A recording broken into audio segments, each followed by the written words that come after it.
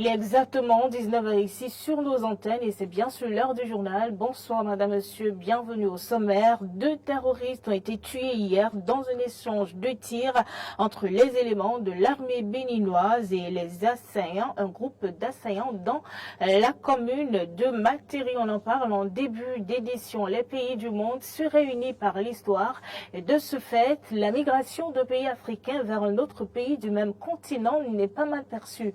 Nous irons à la découverte de la communauté tchadienne au Bénin dans ce journal. Et puis, au-delà de nos frontières, les chefs d'état-major de la communauté économique des États de l'Afrique de l'Ouest se sont réunis hier à Abuja pour bien sûr étudier la situation au Niger. Voilà donc le statut de ce journal. Restez avec nous pour le développement.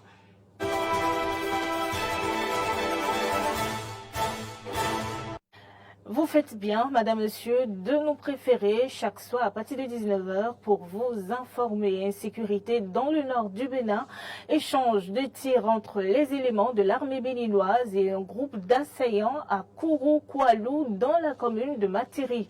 Les militaires béninois allaient au secours d'une femme. Cet échange de tirs a coûté la vie à 2 terroristes. Plusieurs autres membres de groupes armés ont été blessés. Une opération de ratissage est en cours avec un hélicoptère de l'armée béninoise qui, dans le cadre de la lutte contre l'insécurité dans cette région. La congrégation chrétienne de l'Ordre Sacré Éternel des Chérubins et Séraphins du Bénin a célébré mardi dernier ses 90 ans d'existence. L'événement, grande nature, marqué par des louanges et des actions de grâce, a réuni les fils et les filles de cette église venus de tous les coins du pays dans la province de Cotonou. Géraud Adjomaï pour le compte rendu. 1er août 1933, 1er août 2023. 90 ans aujourd'hui que la congrégation chrétienne de l'Ordre Sacré Éternel des Chérubins et Séraphins du Bénin célèbre leur implantation. À cet effet, un culte commémoratif a été célébré et pour les filles et fils de cette congrégation, c'est un moment important, un ultime témoignage de joie et de gratitude à Dieu. On est dans la joie, dans la l'allégresse, parce que 90 ans, ce n'est pas de l'amusement. Si on prend un homme qui est né, qui a 90 ans, il serait déjà fatigué. Mais quand c'est l'église, on remercie Dieu, le Tout-Puissant, qui nous a gardés sains et saufs jusqu'à ce jour. On lui rend grâce. Il faudra retenir de cette préparation, c'est la collaboration de toutes les entités de l'église, d'accord, qui a commencé depuis fort longtemps pour que cet anniversaire et cette commémoration soit très belle. Vous comprendrez aussi sur les yeux des fidèles aujourd'hui présents que la joie est immense de se retrouver aujourd'hui à cette date d'anniversaire pour commémorer. Une congrégation aujourd'hui bien implantée au Bénin et dans le monde et a pour seul fondateur Baba Aladoura Moses Orimolade Tunulachi. L'église a pris ses racines au Nigeria, à Lagos, par le révérend père, le fondateur Moses Orimolade Tunulachi. Et c'est lui dans sa vision qui a bien voulu que l'église soit implantée au Bénin. Dans un premier temps, il a envoyé une délégation qui s'est retrouvée à Porto Novo. Après avoir installé l'église à Porto Novo, ils sont retournés rendre compte au fondateur. Il leur a dit non, qu'il les a envoyés là où il y a du sable blanc. Et c'est comme ça qu'ils sont revenus, je crois environ 9 mois après, si je ne me trompe pas de date, pour implanter l'église à Cotonou. Longue séance de prière, euphorie de joie. Pour ces 90 ans, le bilan est assez élogieux et des projets sont en perspective. Comment retenir de ces 90 ans, c'est qu'il y a eu beaucoup de miracles qui ont été, qui se sont montrés au sein de l'Église, beaucoup de guérisons par la prière, beaucoup de guérisons par la sanctification de l'eau, et pour conséquence beaucoup de paroisses dans notre pays depuis l'implantation de cette église. Vous verrez que notre église est en chantier et qui n'est pas totalement construit. Notre projet pour les 90 ans, c'est que l'église soit totalement achevée. Aussi, nous pensons qu'il doit y avoir des projets sociaux pour les jeunes de notre église.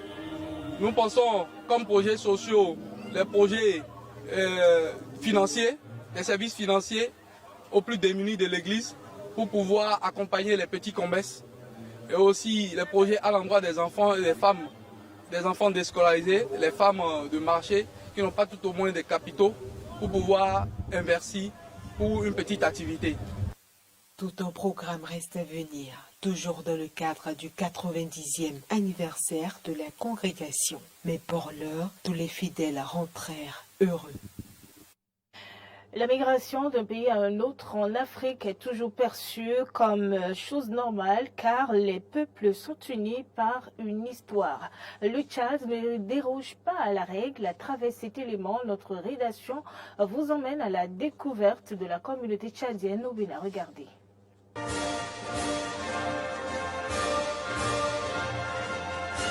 Malgré les 3000 km qui séparent le Bénin du Tchad, les deux pays sont très proches.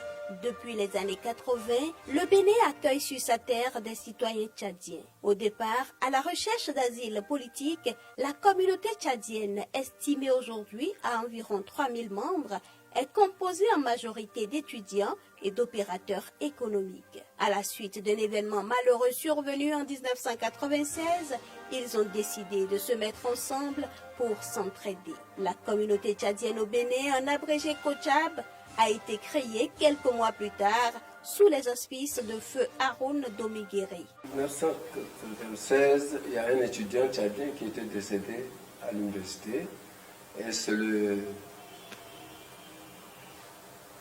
ministère de l'enseignement supérieur qui s'en a occupé et on a exposé son corps à la science. Et nous étions là, tchadiens, comme observateurs. Et cela, on n'était pas très nombreux, les Tchadiens n'étaient pas encore nombreux ici. Et cela a touché un peu nos ambitions. En 1997, nous avons tenu une assemblée. Et c'est ainsi qu'on a formé, en 1997, le 27 septembre, et puis le 29 février 2000, notre communauté tchadienne au Bénin a été officiellement sortie dans le journal officiel. 4 bureaux se sont succédés à la tête de la COCHAB depuis sa naissance. L'actuel bureau a pris fonction le 18 mars 2023. Association apolitique et à but non lucratif, la COCHAB est ouverte à tout Tchadien résidant en terre béninoise. Avec une structuration bien définie, la communauté tchadienne au Bénin, comme toute association, ne vit que des cotisations, des dons et legs. La solidarité et le dynamisme au sein de la communauté ont permis à ses membres d'obtenir certains avantages au plan administratif. Et grâce à la communauté que le consulat existe ici, parce qu'on a réclamé au défunt Idriss Déby que pour faire un laissez-passer, il faut aller à Lagos. C'est pas bon, nous sommes assez nombreux, nous avons besoin d'un consulat. Il n'a pas hésité.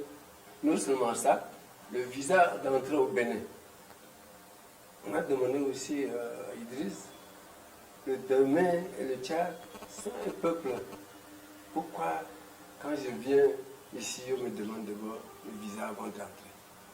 Alors, la même nuit, il a rencontré le défunt Kérékou, et ils se sont donné accord pour les visas d'entrée entre le Tchad et le Bénin. Le matin, ça a publié dans les frontières, à l'aéroport, partout. On était vraiment très enchantés. Et c'est grâce à la COCHAB. Tout comme ses prédécesseurs, le président Obed Djibrine et son équipe travaillent non seulement à aider leurs compatriotes à solutionner les difficultés auxquelles ils sont confrontés, mais aussi à leur garantir un bon séjour au Bénin. La colonie a beaucoup d'activités à mener. Vous savez, le Tchadien au Bénin Leur activité principale, c'est les achats de véhicules, de marchandises et autres. Donc, nous sommes, dès notre élection, on s'est rendu auprès de nos compatriotes pour s'enquérir de leurs difficultés. Donc, après la rencontre, on s'est déjà mis au travail. On a rencontré les autorités béninoises pour, n'est-ce pas, exprimer nos préoccupations. On a rencontré les DG de la douane et bien d'autres autorités. Dieu merci, on a eu beaucoup de satisfaction. En plus de ça, nous sensibilisons vraiment nos frères pour bien se conduire au Bénin. Ils doivent avoir des comportements exemplaires. Nous sommes une communauté qui est bien connue par les autorités. L'une des actions phares de l'actuel bureau de la communauté, c'est la visite il y a quelques jours du nouveau consul général du Tchad au Bénin.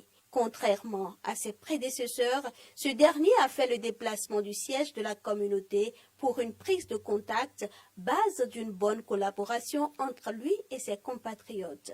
C'est une prise de contact. Et à partir de là, on a échangé, beaucoup de choses ont été dites. Toutes les corporations étaient là, c'est ce qui est intéressant. Et chacun a posé ses problèmes. Il y a des problèmes que le consulat peut résoudre dans la mesure du possible. Et il y a des problèmes qu'on peut résoudre ensemble. Et c'est ça qui est intéressant. Quand vous venez dans un milieu, il faut chercher à savoir qui fait quoi. Et là, je repars très satisfait de cette rencontre. Seul, je ne peux pas m'en sortir. Donc ceux qui connaissent mieux, certains ont mis du temps ici, ils vont devenir comme une boussole pour moi, pour m'orienter sur certains aspects de choses qui peuvent m'échapper. Ma porte est ouverte, chacun peut venir poser son problème. Dans la mesure du possible, si on peut résoudre, on va le résoudre. Fidèle à son credo, le président Obed Djibrine lance un appel de paix à toute la communauté tchadienne au Bénin. Il faut qu'on se réunisse, il faut qu'on soit ensemble. Vous voyez, il faut qu'on soit ensemble, il faut qu'on respecte le pays d'accueil. Et aussi, au Tchad, nous sommes en période de transition. Donc, nous devrons tout faire pour ne pas aussi envoyer des messages de haine à nos frères qui sont au pays. Donc pour cela, mon message est un message de paix. Loin de leur patrie, les Tchadiens au Bénin célèbrent à leur manière les fêtes nationales de leur pays, telles que la fête de l'indépendance qui a lieu le 11 août de chaque année. En page inter, le chef d'état-major de la communauté économique des États de l'Afrique de l'Ouest se sont réunis hier à Abuja, au Nigeria, pour étudier la situation actuelle au Niger, la quintessence de leurs échanges dans cet élément de nos confrères de RT. Suite des positions prises par la CEDEAO et l'ONU contre le coup d'État en faveur du président déchu, une réunion urgente des chefs d'état-major et des hauts responsables militaires commence aujourd'hui. Elle se tiendra dès aujourd'hui dans la capitale nigériane, Abuja, et aura pour but de discuter durant 3 jours de l'intervention militaire qui visera à rétablir l'ordre constitutionnel au Niger. Par ailleurs, le général Salifou Modi, l'un des participants les plus éminents au coup d'État du Niger et second commandant du Conseil militaire, est arrivé aujourd'hui à la tête d'une délégation de haut niveau à Bamako, la capitale du Mali. Dans ce même contexte, le Conseil national pour la sauvegarde de la patrie a annoncé l'ouverture des frontières aériennes et terrestres depuis hier avec le Mali, le Burkina Faso, l'Algérie, la Libye et le Tchad. Selon les télévisions locales, le colonel-major nigérien Amadou Abdramane a nommé de nouveaux dirigeants dans 8 régions. Les frontières terrestres et aériennes avec l'Algérie, le Burkina Faso, la Libye, le Mali et le Tchad sont rouvertes au compter de ce jour. L'évacuation des ressortissants étrangers du pays se poursuit. Paris a annoncé l'évacuation de 1200 de ses ressortissants du Niger. L'Italie procède également au repatriement de ses compatriotes. Enfin, dans la soirée du 1er août, l'évacuation de tous les ressortissants des pays de l'Union européenne a été annoncée par Joseph Borrell, le chef de la diplomatie européenne. Je viens juste de rentrer de Niamey, tout s'est bien passé, La sécurité était assurée au niveau de la capitale, d'ailleurs en partie par les forces militaires nigériennes, qui assuraient le calme dans la capitale pour pas qu'il y ait de débordement. On a pu rejoindre l'aéroport sans problème. Et puis après on a été pris en charge par le centre de crise et de soutien. On n'est pas sûr que ça aura pu dégénérer, mais c'est toujours bien d'être rentré. On verra dans les jours et semaines prochaines comment ça va évoluer là-bas. Et nous qui sommes assez attachés, on va suivre ça avec attention. Ça fait du bien. Déjà, je remercie le Seigneur de nous avoir protégés malgré tout. Et aussi, je remercie le président de la République, Emmanuel Macron, qui a pris cette bonne initiative qui nous permet vraiment de rentrer sains et saufs. L'Italie remet en question l'intervention militaire faisant allusion à une nouvelle colonisation au cas où il faudrait intervenir au Niger. Il n'y avait aucun danger pour notre peuple, notre ambassade n'a rien risqué. C'était un travail important et délicat. Nous avons été autorisés par le nouveau gouvernement. Il nous a donné sa permission de mener normalement des opérations d'évacuation. Le porte-parole du département d'État américain Matthew Miller a rappelé lors d'une conférence de presse que les Occidentaux adoptaient des positions fermes et que la Russie pourrait profiter de la situation critique au Niger. Nous soutenons les efforts de la CEDEAO et des dirigeants de la région visant à résoudre la situation et rétablir au pouvoir le président nigérian élu démocratiquement. Bien entendu, nous avons vu les commentaires d'autres pays. Je crois qu'il est inapproprié de faire ces déclarations pour le moment. Nous ne voulons pas faire de conjectures. Nous ne devons pas croire qu'il existe des raisons de parvenir à cette conclusion ultime. Nous croyons que le président nigérian démocratiquement élu doit être immédiatement rétabli dans ses fonctions. Nous n'avons vu aucune preuve que la Russie soit derrière ce coup d'État. Mais bien sûr, il ne serait pas inenvisageable que la Russie ou la SMP Wagner essaient de profiter de l'instabilité dans ce pays et dans d'autres pays africains. De son côté, la Russie considère qu'il est extrêmement important d'organiser un dialogue national au Niger et d'empêcher la dégradation de la situation dans ce pays. C'est ce qu'a déclaré la porte-parole du ministère russe des Affaires étrangères, Maria Zakharova. De l'autre côté du Sénégal, l'arrestation du chef de l'opposition Ousmane Sonko continue de susciter assez de réactions vives. Des émeutes, des affrontements avec la police ont éclaté dans certaines villes lors d'une récente manifestation. Les manifestants s'en prennent maintenant au gouvernement sénégalais, le qualifiant de marionnette de la France. Et c'est tout pour cette édition du journal. Merci madame, monsieur de nous avoir suivis. Restez fidèles au programme de votre chaîne de télévision Eden TV. D'ici là, portez-vous bien.